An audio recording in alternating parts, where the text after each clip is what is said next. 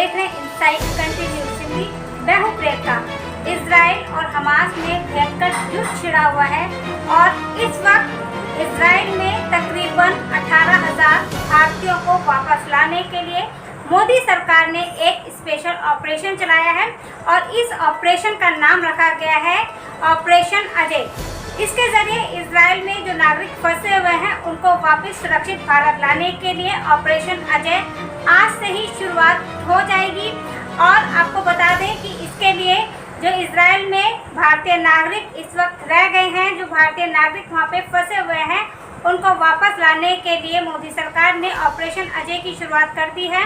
और इसके लिए भारतीय नागरिकों को दूतावास में रजिस्ट्रेशन करवाना होगा और इसके बाद भारतीय विमानों के जरिए बारी बारी से भारतीय नागरिकों को वापस अपने देश लाया जाएगा। वहीं आपको ये भी जानकारी दे दें कि विदेश मंत्री एस जयशंकर ने कहा है, एक सोशल मीडिया पे उन्होंने ये जानकारी दी है जिसमें उन्होंने कहा है कि इजराइल से लौटने वाले हमारे नागरिकों की वापसी के लिए ऑपरेशन अजय लॉन्च किया जा रहा है। इसके लिए विशेष चार्टर प्लेन और अन्य व्यवस्थाएं की जा रही हैं। एस जयशंकर ने ये भी कहा है कि विदेश में हमारे नागरिकों की सुरक्षा और भलाई के लिए हम पूरी तरह से प्रतिबद्ध हैं।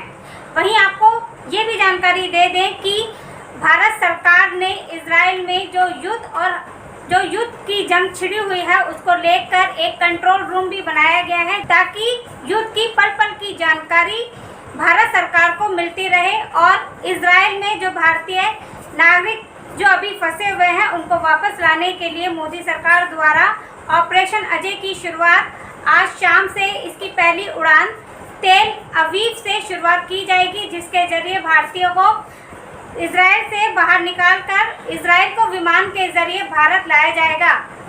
एस जयशंकर ने कहा है कि मोदी सरकार ने इसके लिए कमर कस ली है और इजराइल से भारतीयों को वापस लाने की शुरुआत आज शाम से ही हो जाएगी। आपको बता दें कि दरअसल इजराइल और हमास में पिछले कुछ दिनों से युद्ध की जो जंग है वो शुरुआत हो गई है और इजराइल के प्रधानमंत्री बेंजामिन नेतन्याहू ने कहा है कि हमास ने इस युद्ध की शुरुआत तो कर दी है लेकिन अब इसका अंत हम ही करेंगे।